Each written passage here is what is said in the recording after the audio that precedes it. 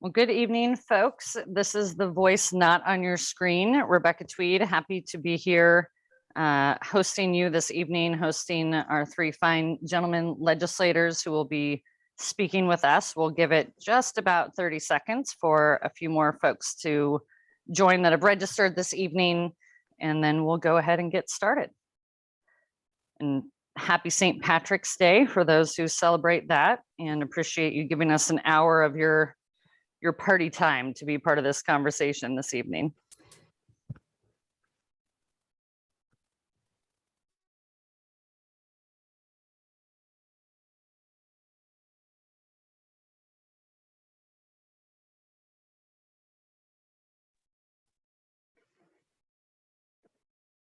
So as folks load in, and before I hand it to Senator Findley, just a couple housekeeping items. Again, thank you for being here. My name is Rebecca Tweed. If you've joined us before, you've heard my voice. Our team members, Sierra and Stacy, are on the back end helping as well.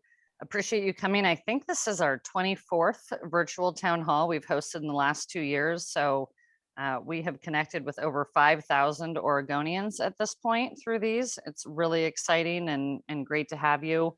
As some reminders, you will be on mute throughout the course of the virtual town hall so we can hear from Senator Findley, Rep. Owens, Rep. Bonham.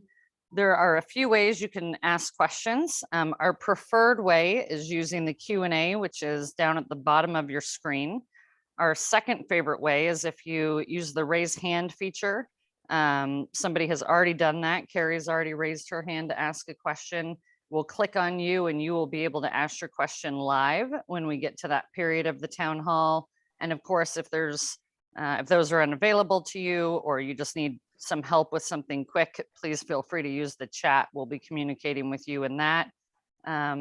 We'll do some opening comments. We'll take as many questions as we can get to. We've, as usual, have about 60 that were sent in advance, but we'll tackle what we can. And I'll come in a few times to remind you how to ask questions.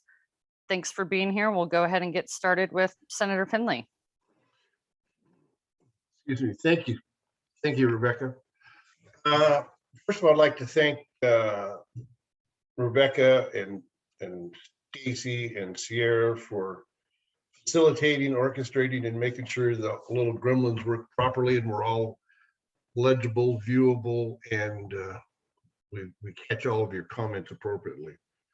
I'd like to thank all the participants. You know, so far the number keeps going up. There's 180 or so for your time. I mean, time is very precious in this time frame and what we're doing now in our way of life. And it's very critical, and I certainly appreciate you giving us an hour of your time. We can't function as a legislator very well without input from the people that we work for. And your willingness to give us an hour and questions or comments or feedback is much appreciated. I truly thank you for that. We'll try to move through so we can get to some questions after a bit, but I thought we'd give kind of an overview. I would start with the Senate. You know, it was, and you've heard me say this, and my colleagues say it a number of times, the short session is designed to go in and tweak budgets, correct any mid-biennium budget processes and timeframes and errors, and any other little issues on policy stuff, minor issues on policy stuff, and we should go home. You know, it was constitutionally required that we do it, and we do it for no more than 35 days. This last legislative session, we left on day 31, which was a good thing. I would like to have seen us left on day 5. It would have been much less painful for when we got done. And as we get to it, we're going to break up and have different ones of us talk about the good, bad, and the ugly components of this session. And there were some good, there was some bad, and there was some really, really bad. So we'll try to hit on some of those. Things coming out of the Senate. I serve on the Senate Finance and Revenue Committee. I think the second day of the session, we had the February revenue forecast put on by the Office of Economic Analysis from the state of Oregon. They go in and they look at all the indicators, all the receipts, the tax receipts, the expenditures, and try to see where we are in the budget cycle. We get that report. It's about an hour of briefing, a pretty in-depth analysis on those things. We get that about once a quarter. It was very opportune that we had it in February, right as the session started.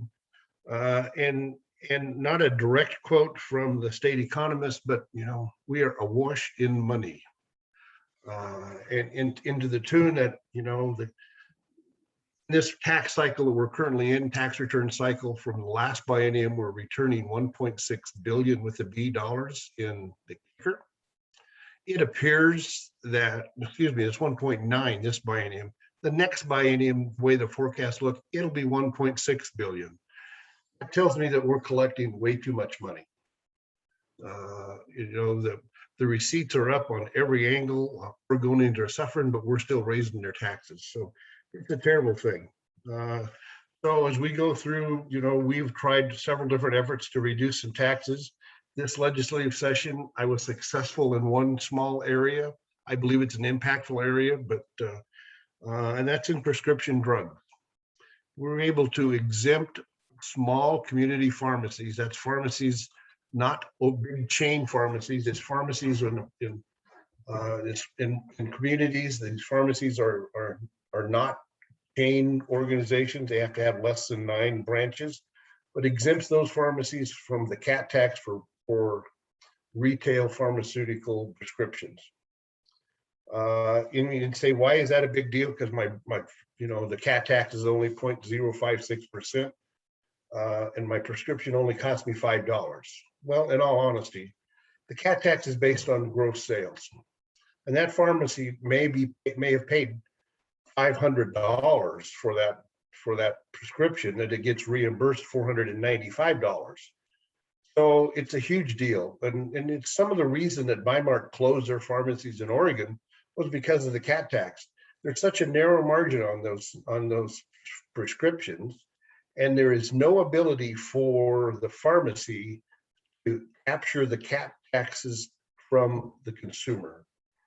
It's a highly regulated, very thin margin business, and there's a clause in the contracts that if a pharmacy were to raise the price of that prescription for the 0.056% of the cat tax, they would have to pass that along, not to the state, but to the pharmacy benefit board or the manufacturer that they buy the drugs from.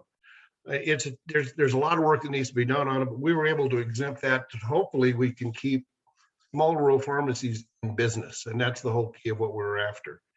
That passed the Senate, it passed the House. It was lumped into a major omnibus funding bill and finance reconciliation measure. I'm very comfortable it will be signed and move forward. Hopefully we can go back and recapture that for the rest of the pharmacies, because the chains need it too. I've heard a lot of comments from a lot of people on problems with pharmacies, problems going in and standing in line for up to 2 or 3 hours, or taking 2 or 3 days to fill prescriptions because of staffing issues. Well, these pharmacies are working on such a thin margin, they're paying such a high cat tax, they can't afford to. So hopefully this will help that in the long run. So I was very pleased that we were able to do that. There's another bill that I worked very hard on to kill. And there was a bill that came introduced in the House that would eliminated petroleum diesel fuel sales starting in 2026.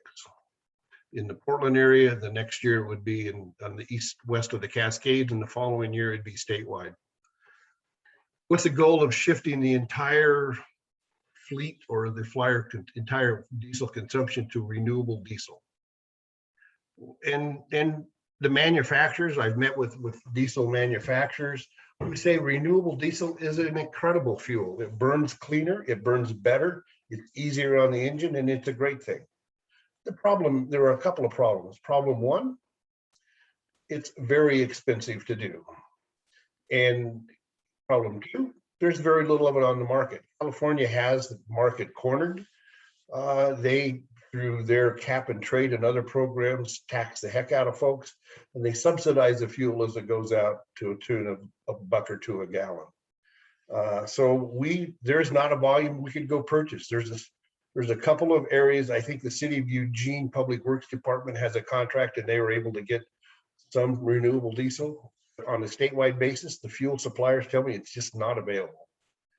So we killed the bill, and we indicated that the best way to do it would be to have a study and really find out what the impacts are. We believe it's a good thing. I absolutely believe it is a good thing, but not until the market will support it. And where is the money coming for the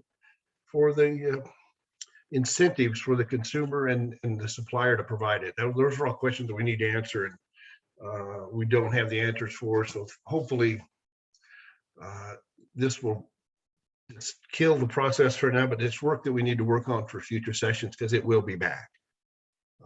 So there's another part of that component. It was another companion bill that pushed the market to biodiesel to B20 or better, which thinks, well, that's a good deal. So you put vegetable oil in with diesel and you cut it down and it's a better fuel.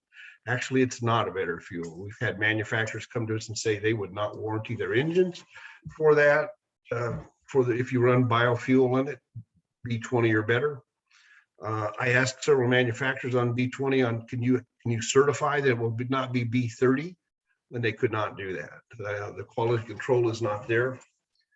So it's and plus every manufacturer that we looked up, from heavy equipment to tractors to vehicles, have completely different maintenance schedules for vehicles when you run B20. So I don't support B20. We were able to stop the mandates of switching the fleet to the available fuel from regular diesel fuel to a combined B20 regular fuel. So hopefully we will push for renewable diesel in the future, and we'll get by. So I've probably taken all the time we need to take. My colleagues look like they've got better subjects that I could want to talk about. So I'll pass it on to Representative Owens, and thank you for your time. Thanks, Senator. Appreciate it. And just to echo what Senator Findley said, thanks for joining us tonight. I do appreciate it. This is our virtual town hall to try to wrap up some of our thoughts on the short session. I'll focus on some of the committees that I was in. Senator Findley talked about revenue. There has been a question going through here in the chat about the intent of the short session when the voters passed it in 10 or so years ago. That was never codified. It was never put down. The only way that we could get it back to what we believe the intent would be to pass a bill, which we cannot do in the supermajority. They won't want to limit the conversation, or it'd be an initiative petition again by the vote of the people. So until we get balance back, we're going to probably be stuck with large policy items coming through the short session. Hope that's a little bit better, Gretchen. Education Committee, one of the 4 committees that I sit in. The Education Committee was probably it was the most controversial committee that I was in. It didn't have the big bill that Rep. Bonham will talk about. We talked a lot about in the Education Committee what I felt was limiting school board choice, limiting superintendents, and taking more of the responsibility from our communities and putting it with ODE. That manifests itself in a couple bills. One of the bills was House Bill 4029. And if you just read the basic description, it seemed okay. What it did was it had school boards work with the superintendent to come up with 2-year plans on education for school boards. You know, education for school boards isn't a bad thing. School boards, like all boards, should know public meeting law. They should also know dues and roles and responsibilities. They should probably also know some school budgeting. But what the bill did is it became pretty cumbersome. ODE would have formed a work group. That work group would have gone through and decided what education needed to happen for school boards, and it would have been controlled by the state. They would have put an enormous amount of work on our chairs, vice chairs, that just doesn't work in our small communities. They had a lot of equity, a lot of different conversations that probably aren't the basis of the conversation or school board training that we need. We put in a lot of amendments on it. We tried to make it simple. We tried to make it bipartisan. We said, hey, we believe that some school board education is necessary. Let the schools work with their administration, come up with policy. What is a policy that that school should have for their school boards? We are unsuccessful in getting any of our amendments adopted. It passed out of the House Education Committee on a bipartisan line, went to Ways and Means. It died in Ways and Means. It didn't have a fiscal attached to it because the amount of funding that ODE would need to set up the committee and the amount of funding that would need to go to different aspects of trying to set up the curriculum. But that one's coming back. And it'll come back, I'm sure, in 2023. Probably the other most controversial one was Senate Bill 1521. We got a lot of emails on this. 95 to 98% of them were against it. What did Senate Bill 1521 do? It basically said school boards cannot fire superintendents for breaking state and federal laws. And if there is a no cause clause contract that a school board could not fire for no cause without giving 12 months notice.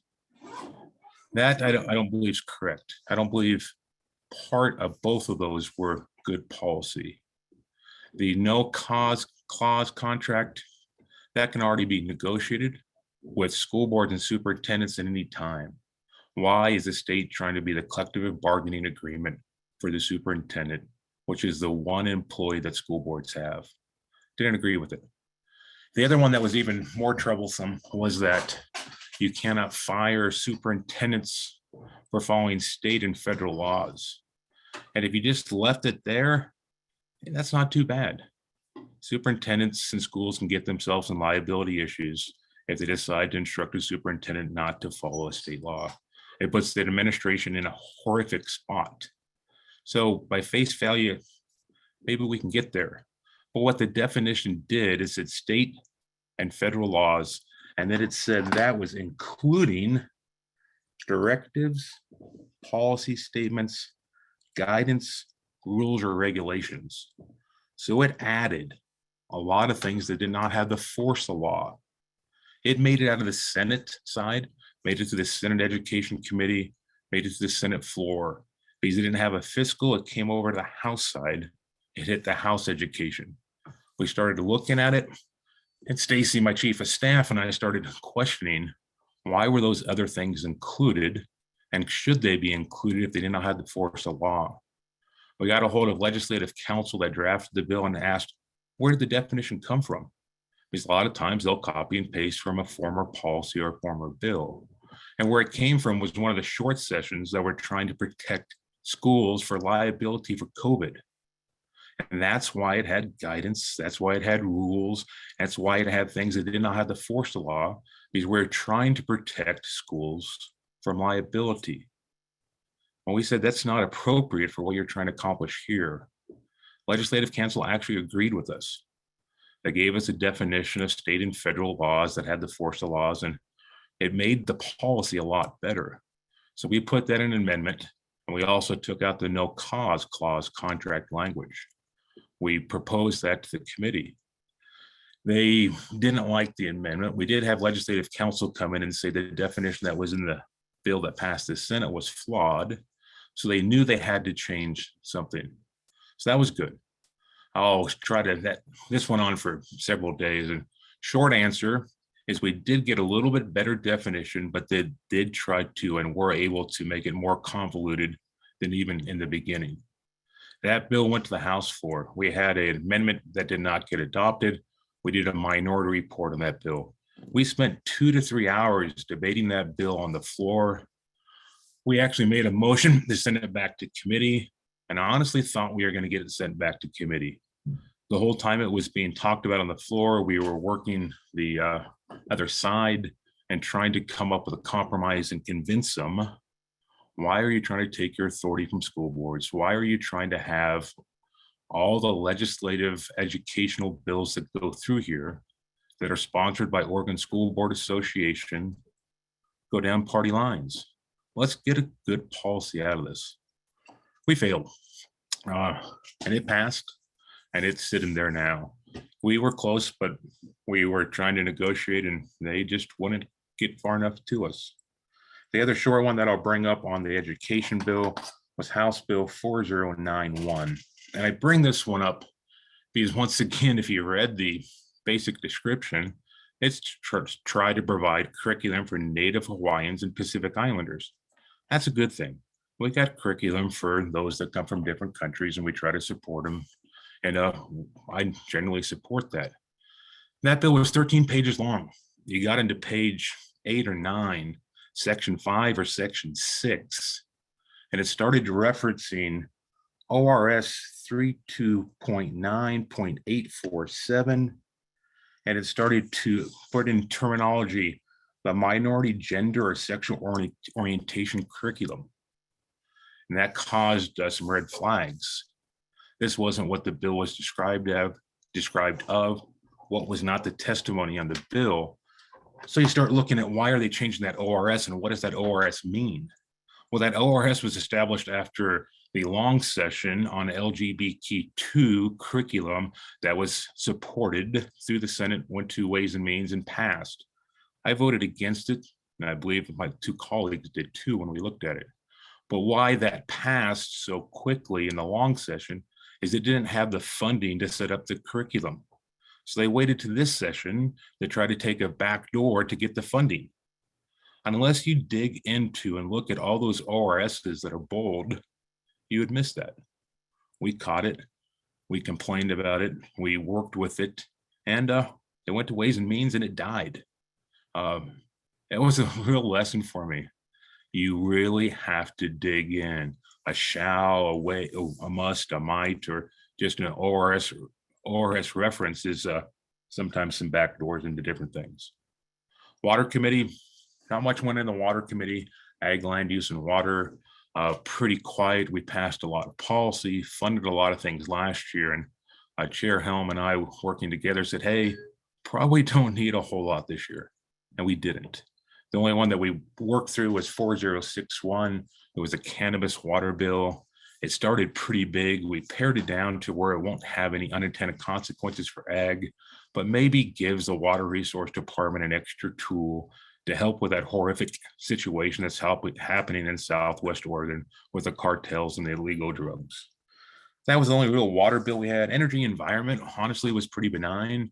The big bills went through business and labor, which Rep. Bonham we're going to talk about later.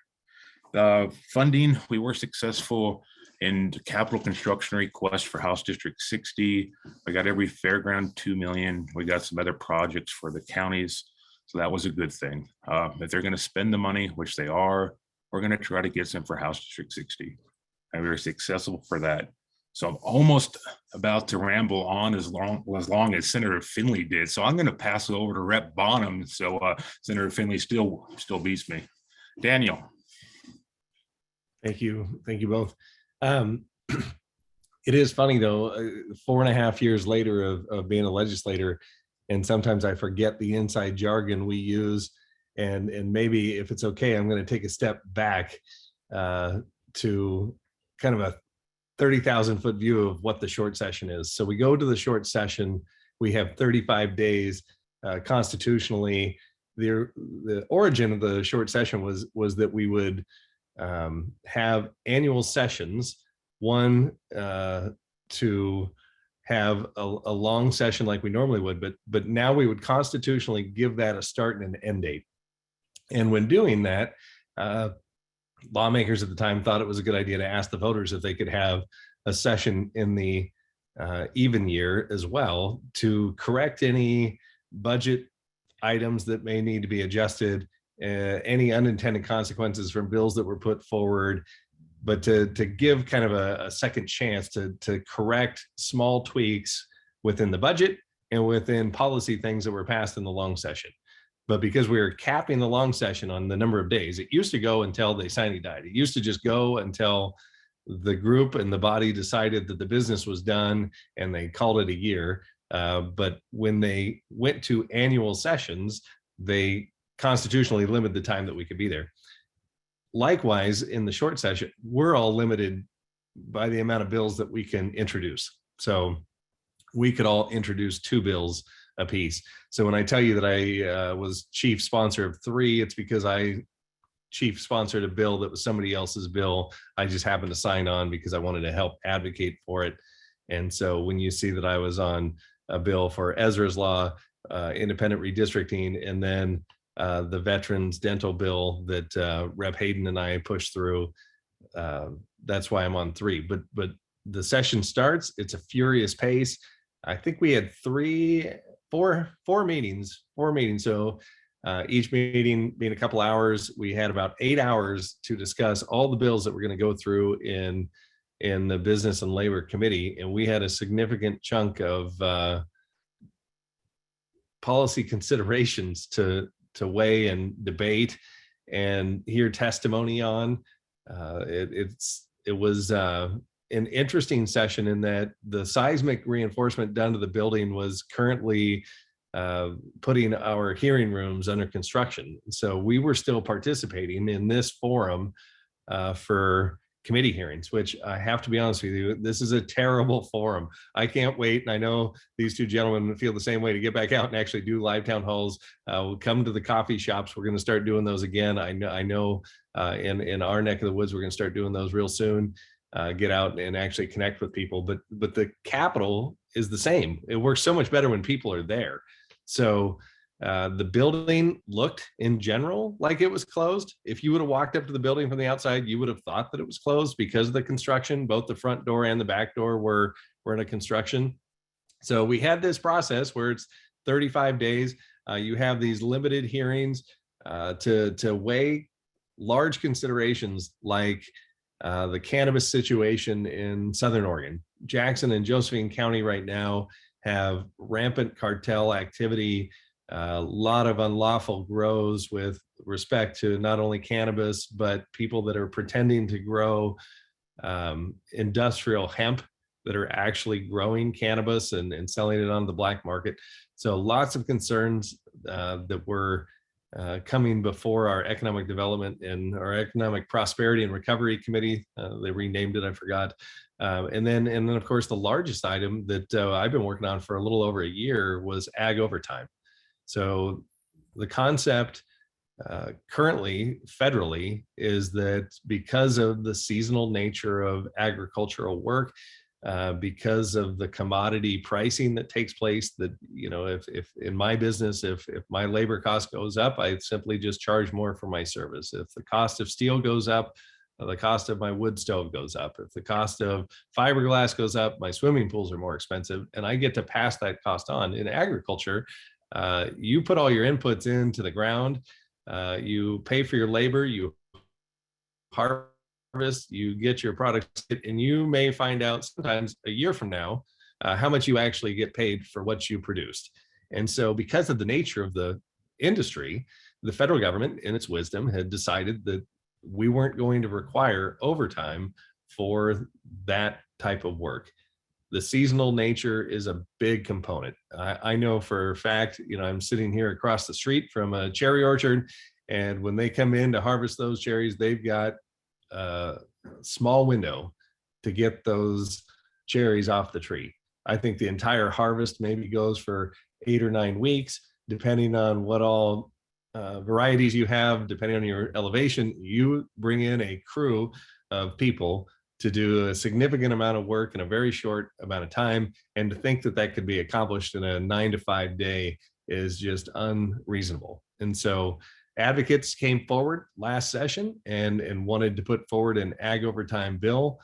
We took that bill, gave it to a work group. The work group couldn't come to an agreement in 2021. We kicked it to an interim work group throughout the interim between the 21 and 22 session. We had shareholders from all the different ag industries. We had labor there. And what was interesting is a group called Pacoon that represents about 10% of ag laborers built a coalition that included state employee labor unions, AFSCME, SEIU, AFL-CIO, the OEA, the Nurses Association, built this massive labor coalition to come in and fight over what we should do with respect to ag overtime. And so a bill that really didn't get enough airtime in terms of the engagement in the actual committee session but got a lot of behind the scenes, behind closed doors work done on it, was rammed through in the short session. And I don't think we saw any compromise with that bill. What we saw was a Democrat supermajority concept shoved through by Democrat supermajority, only negotiating with themselves, and all the while telling producers and growers, hey, we heard you, we know what you need, we listened to you, and so what we've done is we've developed a solution for you, cramming this whole concept down their throat. So within the next 5 years, you're going to see a ratcheting down of an overtime threshold on an hourly or weekly hour basis, and some tax credits to ease the burden. But of course, the tax credits are the greatest when you have the least amount of hourly burden, and the least when you have the greatest hourly burden as we ratchet down. So I know there'll be other questions about agriculture overtime, but that is my introduction. Great. Well, thank you, all three of you. Thanks for folks that have already engaged. Rep Bonham, before I give you too much of a breather, I do want to just add one question to the ag overtime. We had it from two folks who wrote in. Does it apply to every farm operation? Is there a threshold? Like where is the business side of when the ag overtime would start applying? To whom, I should say.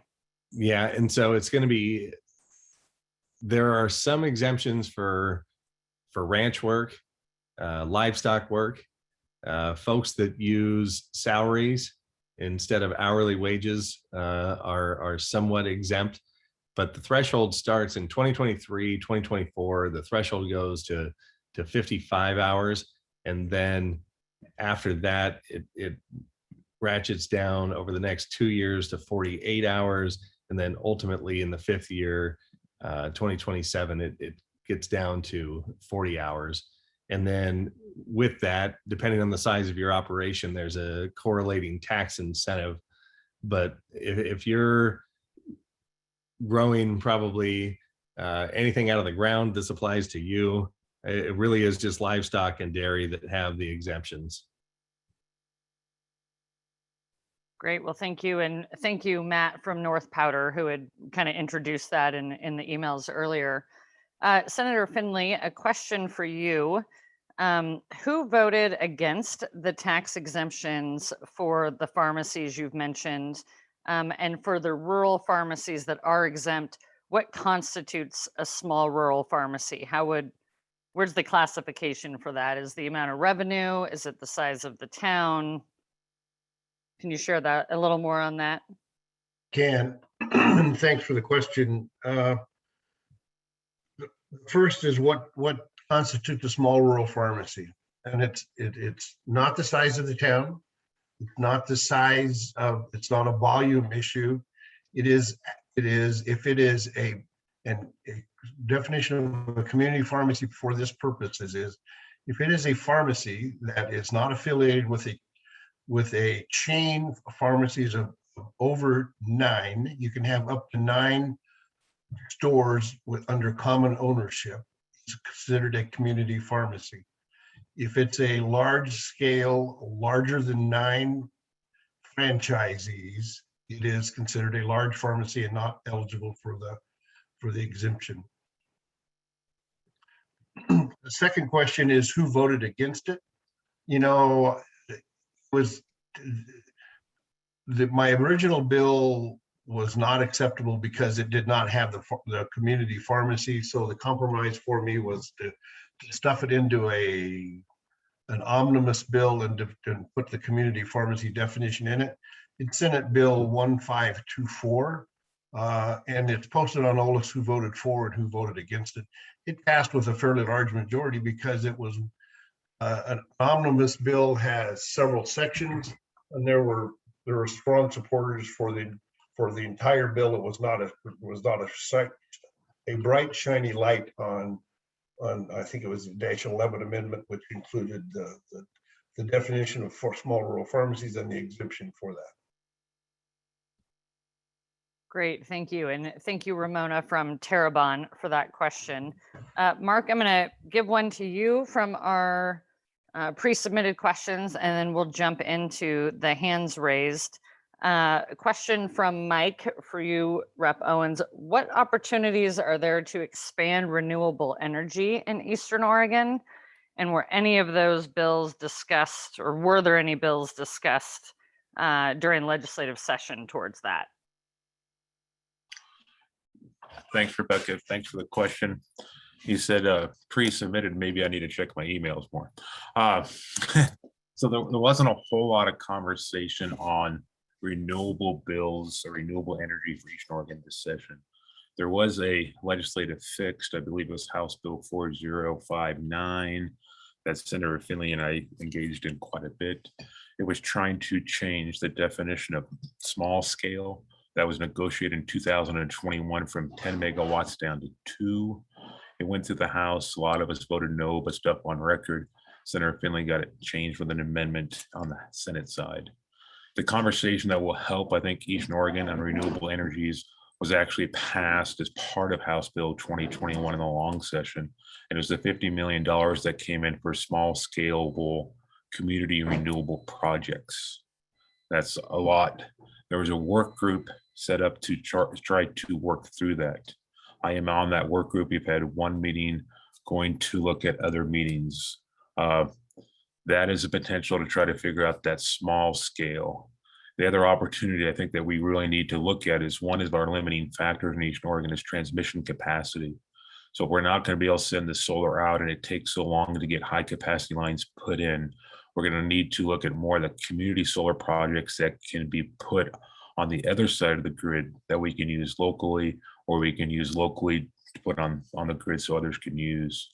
Let's keep circling back to that question as we try to continue those task work groups on the $50 million pool. Shoot me an email. We'll try to keep you in the loop. Great. Well, thank you. And thank you, Mike. I'll make sure to connect you and Rep. Owens after the town hall.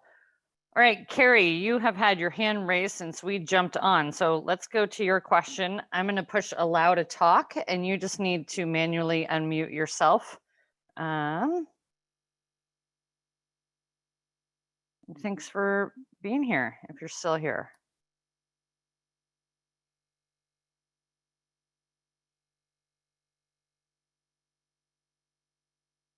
Carrie, are you there? Can you unmute yourself?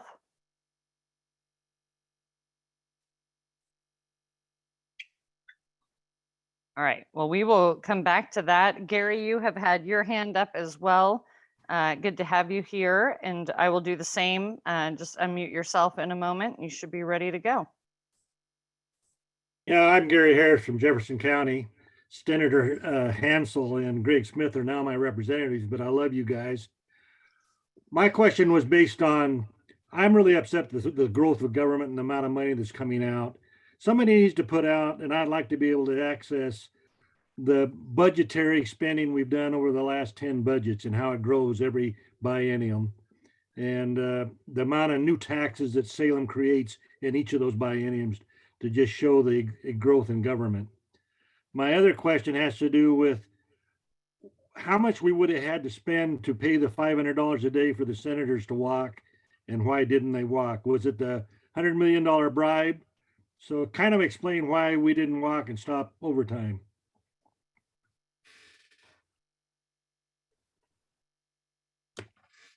You want me to, I'll happily jump into a couple thoughts. You layered some questions in on me, Gary.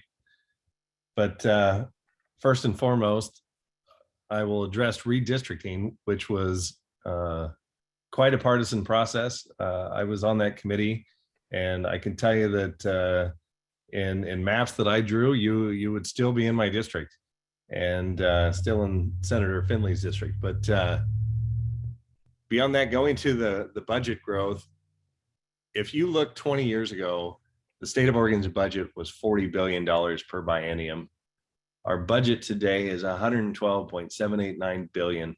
If you count for population growth and inflation, that 40 million realistically should be about 57 billion today if we were looking at present value of money. And so the budget has doubled essentially since 2000.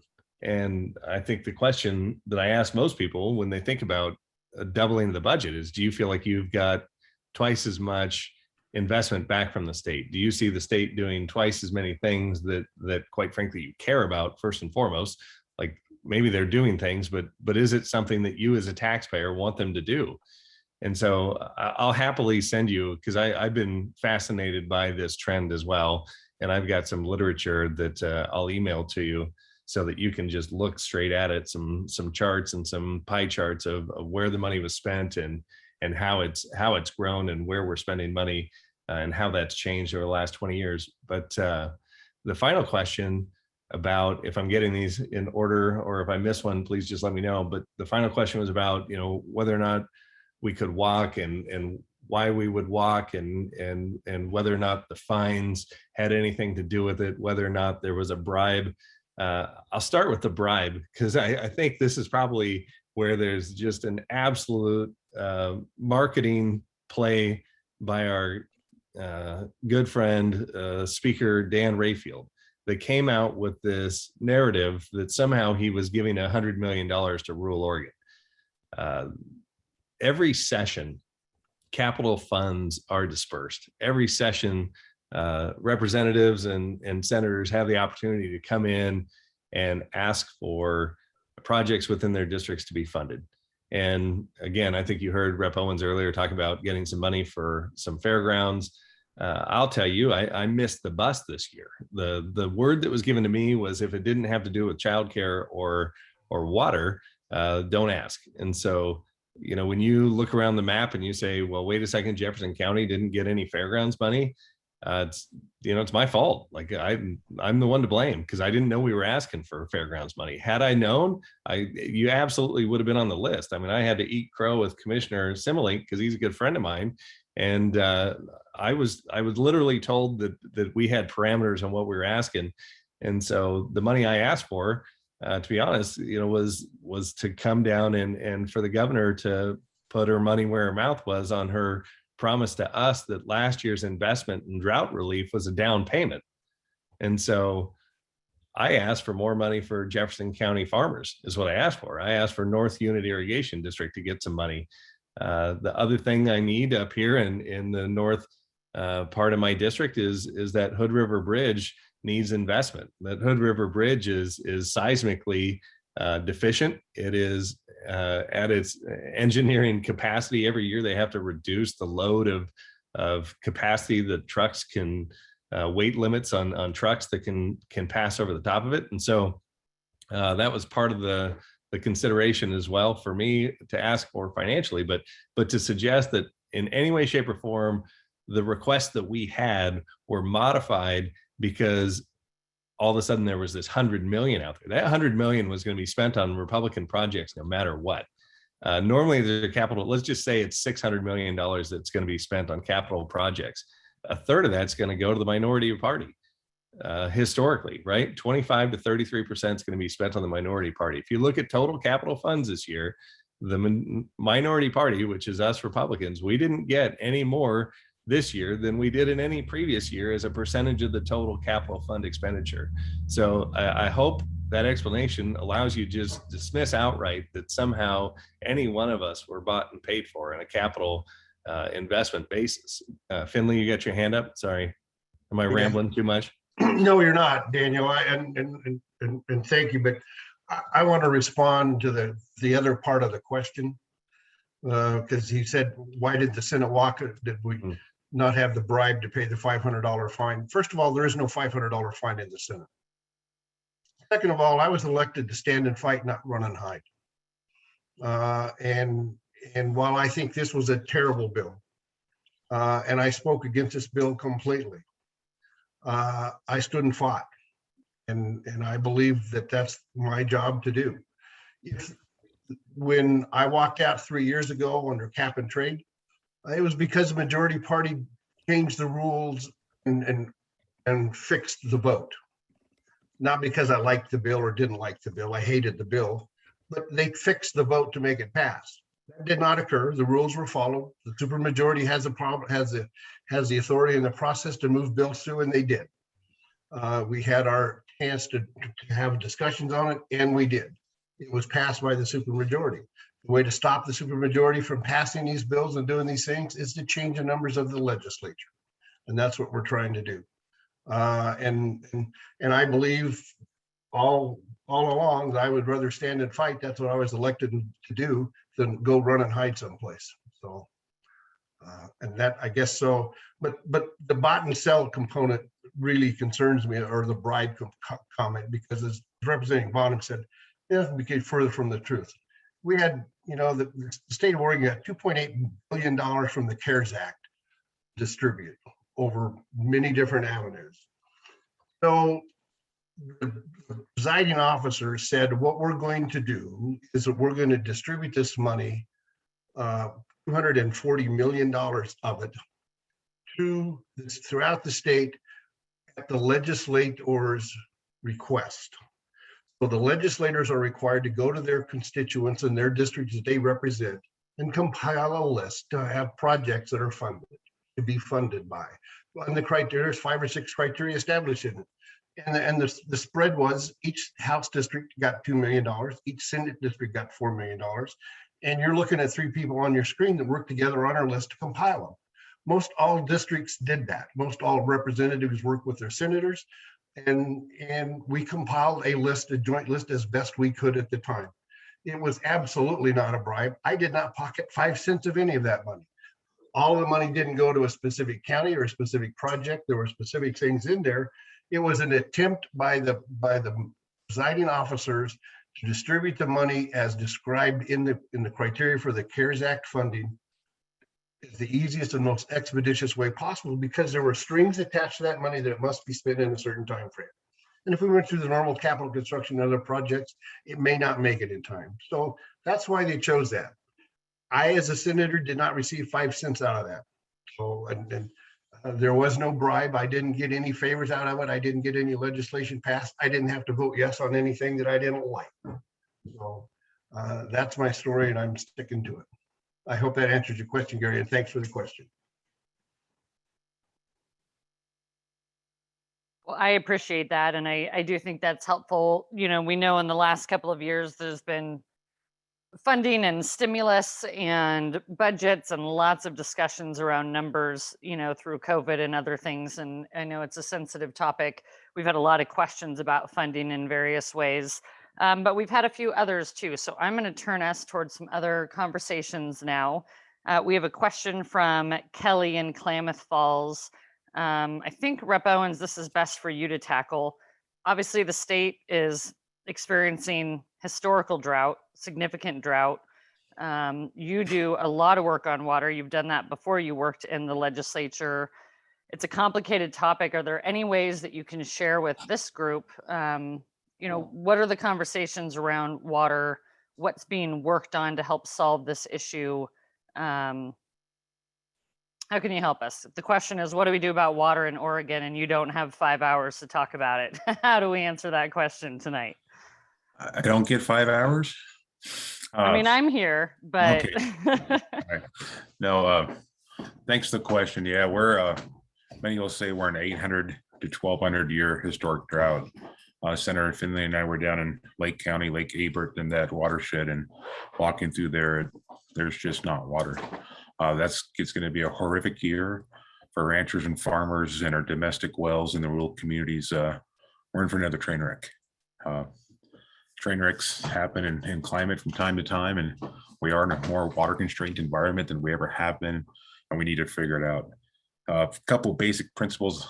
We did not take any water policy through this time because we're letting the Water Resource Department try to handle what we've given them. But I'll just share a philosophy and something I've been working on. Communities need data to understand if they can meet their current demand. If they can meet their current demand, they need to understand whether they can meet their future demand. The state needs to be set up in order to provide that data. When they have that data, those communities need to be able to have that conversation. And if the answer is no to any one of those, they need the ability to work through those conversations and partner with the state and have a regional approach to water management.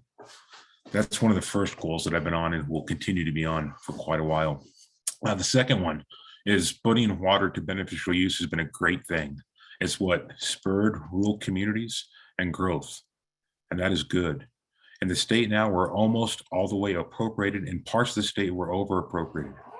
Previously, I believe it was in the public's best interest for the Water Resource Department to allocate water if they could not make a determination if water was available or not, because most time it was available. I'm in a different position now. I don't believe that the state should be appropriating water if they cannot make a determination if water is available or not. The biggest threat, social, ecological, and economical to our state is continued over appropriation of our basins. That's what we got to focus on. We got to stop the blood flow before we can try to revive the body. We can talk a long time, but just give you some of my insights. Thanks for the question.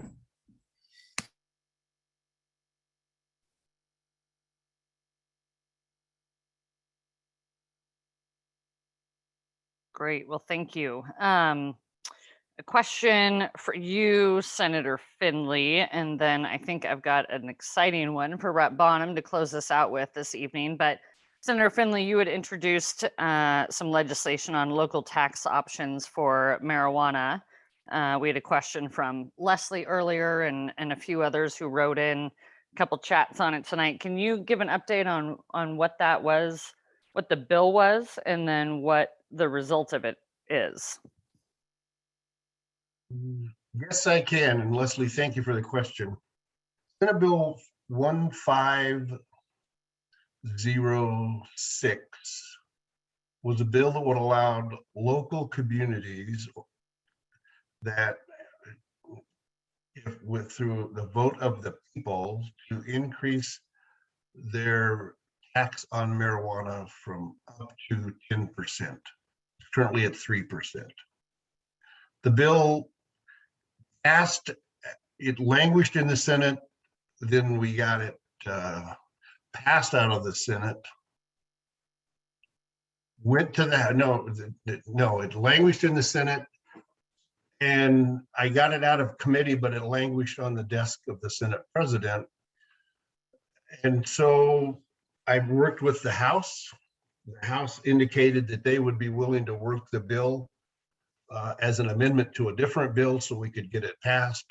We had to narrow the scope of it to limit it to pretty much a city and the county that borders a state that doesn't sell marijuana and has over 30,000 people.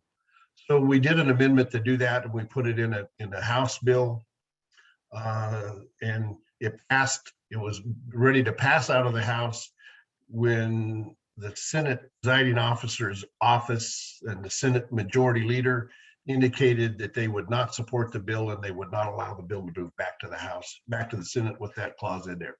So, and that was, the day before we signed, he died.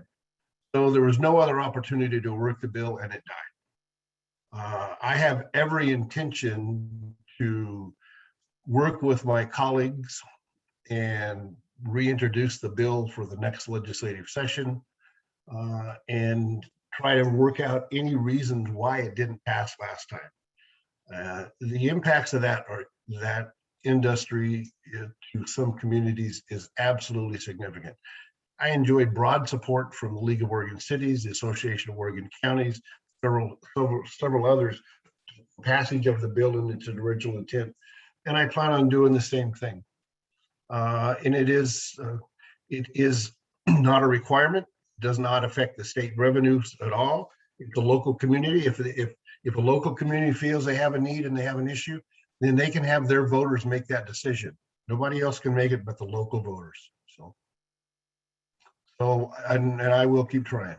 So I hope that answers your question, and thank you so much, Leslie. Great, thank you. So I have one question that I'd like for Representative Bonham, and then we do want to be respectful of everybody's time. So we'll wrap up after that with some quick closing statements. As a reminder, if you have sent a question tonight, either on the chat or the Q&A, or you pre-sent it, you will get a response from all of our offices. In a moment, we'll put all of our contact information in there. But Rep. Bonham, you have a question from a gentleman named Bruce from LeGrand. how do we make sure our voices carry weight in the legislature and the governor's office? And if I want to be more involved and have a better understanding of local and state politics, where's the best place to begin? Ooh, that's an awesome question. I talk about this quite a bit. If you are so inclined, I do have a podcast, believe it or not, where I talk a lot about this, like how to engage, who should engage. I interview all sorts of people that have been in office, and I think for me, you know, when I first considered, I was sitting right here on this couch reading a newspaper article that John Huffman, my predecessor, was retiring, and in that article it talked about the appointment process, and it said that the county commissioners would appoint Rep. Huffman's replacement. So I called the county commissioner that I knew, Rod Runyon, and said, "How do I do this?" And Rod said, "Well, the first thing you've got to do is you've got to go convince the PCPs." And I said, "What's a PCP?" So your precinct committee people actually are the lowest level of elected official in the legislative branch, but they are the local grassroots people. I am a PCP now. I got through that process and I signed up, and so I represent a neighborhood here in Wasco County. And so as a PCP, we do a lot of grassroots work. We get together once a month and have a meeting. I'm a Republican, registered Republican, so this is a partisan position. You get together with your other Republicans or Democrats or independents or whatever party you're affiliated with, and you talk about what's going on in your community, and you get to know candidates. And that's a wonderful way to connect and engage. Now, if you don't want to put yourself out there and you don't want to participate directly that way, certainly be in touch with all of us.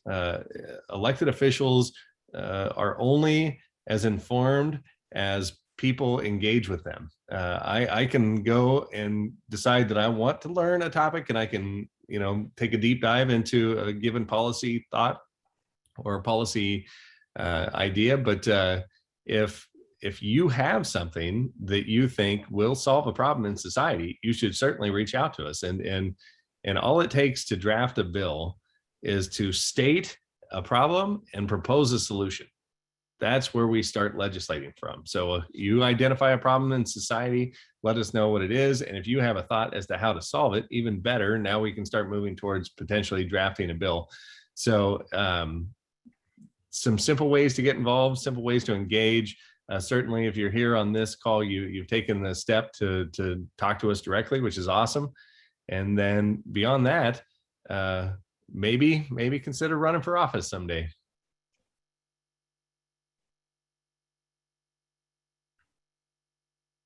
Senator Findley, yes. Let me add on to that and get Representative Bonham is spot on. But become involved in local communities and commissions. You know, start with a planning commission in the county you're in. Volunteer for others and become involved. So, but I would recommend you look at Representative Bonham's podcast because he's spot on. Thank you. Representative Owens, anything to add to that? And maybe this will be our inspiring closing statements on how folks can get involved today. No, I mean, Rep. Bonham said it the best. I mean, our job as a representative or a senator is to be your voice. We can't be your voice without hearing from you. We run out of ideas. We run out of good ideas. We need to hear them from you. What Rep. Bonham said, and I think we even put it on one of the questions, is that problem in Oregon that you want to try to be involved in fixing, shoot us an email, give us a call. Let us work with you. Let us propose a bill and see where it goes.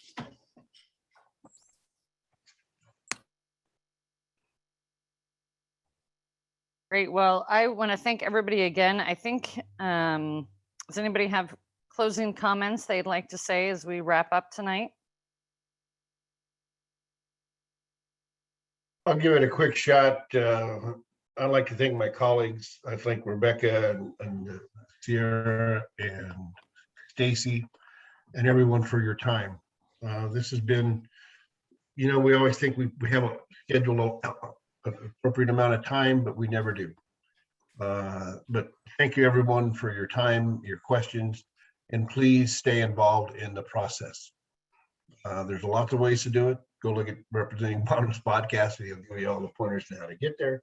But stay involved in the process. We have a primary coming up in around 60 days. I believe it is 60 days. So vote, become educated about the issues, and vote. Become involved in the process, and please keep us in constant communication with what your thoughts are and how we can better serve our constituents. So thank you. Yeah, just real quick. Thanks for your time. I talked some on education bills at the beginning. I got pretty pointed with Oregon School Board Association on the House floor, and I challenged them that they were bringing through bills that didn't have a conservative vote or a rule vote for them, and that they're going to have some work to do in our communities. They came out and started doing some listening sessions, and they committed to me last night to work on 3 bills. One, a fix for Senate Bill 1521 on the no cost clause. And they said they would sponsor that with me if we could get good language. Secondly, we're going to work on the school board training bill. And like was put in the chat there by Katie, that maybe try to enhance what our ESDs already do for us. That'll be good. And thirdly, something that we hear a lot in the community, are our school boards and superintendents losing their voice?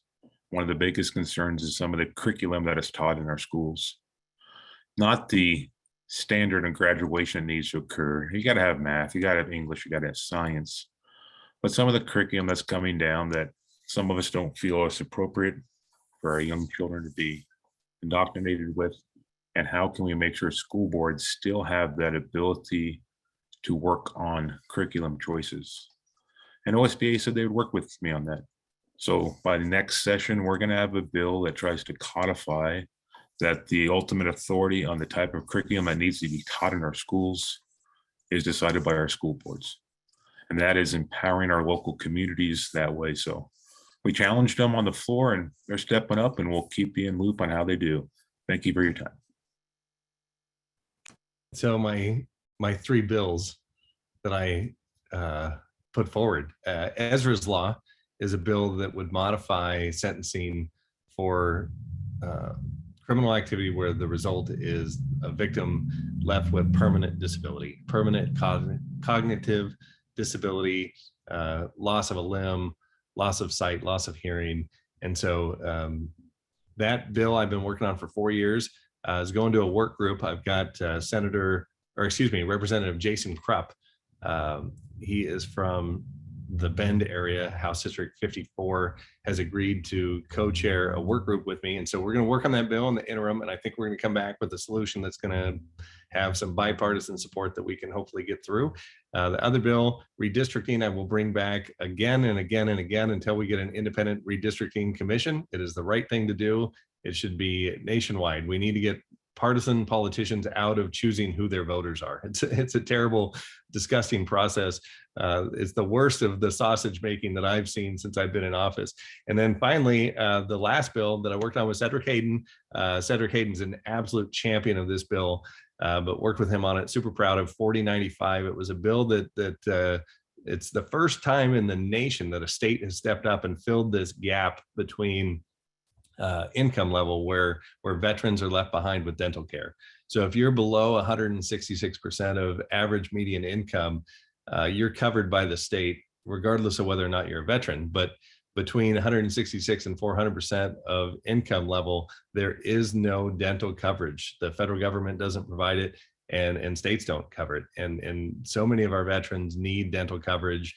And so super proud of the investment that we're going to make in our veterans here in the state of Oregon and pass that bill. And so if you're in that range of income and you're a veteran, the state of Oregon is now going to help you have dental care. So super thrilled with that. And again, we always support our veterans. This group, especially of wonderful men that I serve with, are proud of our veterans and will do what we can to fight for supporting them as they have served our country so well. So with that, thank you all for the time tonight, and appreciate being back on the town hall with Senator Findley and Rep Owens. Great. Well, thank you, everyone. Appreciate you being here. Please take the charge to get involved and specifically reach out to us if there's anything we can do. You can find all three of us and our staff everywhere. We will host another one next month. So we look forward to seeing you then. Have a great rest of your evening. Thank you. Right. Joel,